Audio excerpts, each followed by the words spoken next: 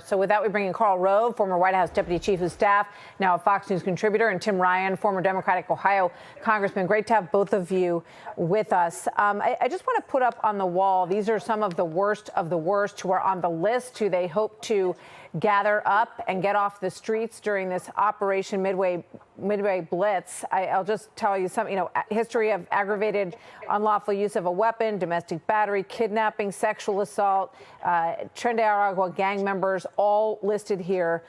Karl, what do you think of this effort and this push in places like Chicago and Boston and the political impact of it?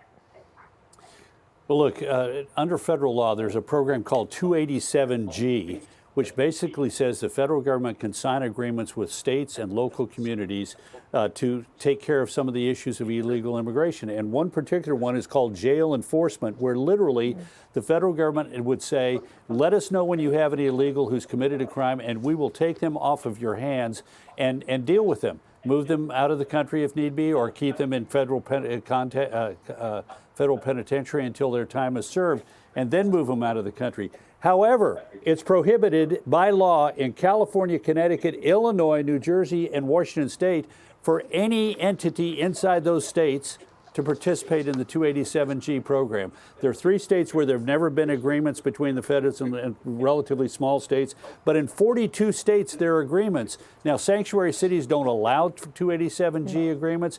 Why the Democrats in these big cities don't say, look, we want to work with the federal government. If we get an illegal alien who's committed a crime, we're going to turn them over to you, and you can deal with them as you like after we have convicted them of a crime and send them to prison for that offense. I mean, these are low-hanging fruit and politically positive, I would think, Tim Ryan, for anyone, any law-abiding citizen to want off the street. And some of these, ICE has lodged arrest detainers 12 different times on these individuals, and yet you have Mayor Brandon Johnson complaining about how much money is being spent on ICE. Watch this. When the president of the United States of America put so much money into ICE, where the only other forces that have more resources than ICE is the United States government's army and China's army, that's a problem. That's a threat to our democracy. First of all, his numbers are wrong there. It's $19 billion a year for this new ICE effort versus $850 billion for our defense effort. But Tim Ryan, the politics of this, are Democrats sort of, barking up the wrong tree? And will there be backlash? Well, you have to start off with the premise that crime is bad, and we have an obligation to protect our citizens. And I think these kind of efforts need to be looked at. You can't have people with masks on, jumping out of cars, pulling people out, arresting American citizens. As long as you have those protections in place and make sure you're not scaring the hell out of everybody, you need to get rid of the bad guys. Period. End of story. There should be no compromise there. Well, these are not American citizens. These are citizens of other countries. Yeah, no. So I'm just saying, we've had incidents where American citizens have been arrested. We've seen people coming out with masks on. We don't need to but that's a bad look for America. I hear you. I mean, we've heard so much about the Maryland man, who is not a Maryland man. He's an El Salvadoran. But go ahead. Bad guys. Let's be clear. Bad guys got to get out. I'm going to ask a really dumb question. Why aren't we hiring more cops? We just had a huge tax cut for Elon Musk and others, costing us trillions of dollars. Why aren't we hiring more cops on the beat in these cities? Vast majority of the crime being committed is by American citizens and who are doing bad things. We need to get them off the street too. So let's hire more cops. Well, I don't think anybody would object to the man who just killed that young woman in North Carolina being off the street. Karl, let me ask you about this, though. Listen to this from Harry Enton with regard to the president's polling numbers among Hispanic voters. Watch this.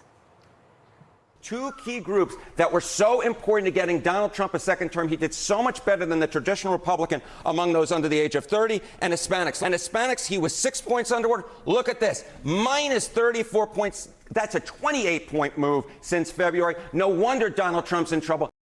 Is that a problem politically for the president and his party, Karl? Yes, we have seen a really interesting thing. There's growing support in the country, even among grassroots Democrats, on doing something about criminal illegals. On the other hand, there's growing support for the concept of immigration. People are using this controversy in order to say, let's go get the bad guys, but it is important to the future of America that we have immigration into our country, and particularly people who are going to be filling jobs that otherwise are going to be difficult to fill in construction and so forth.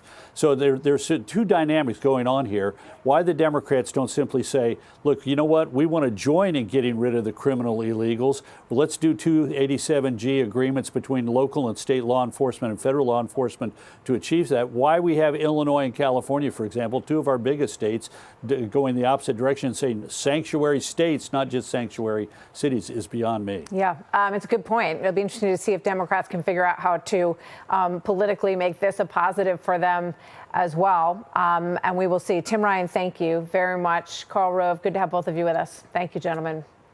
Thank you. See you next time.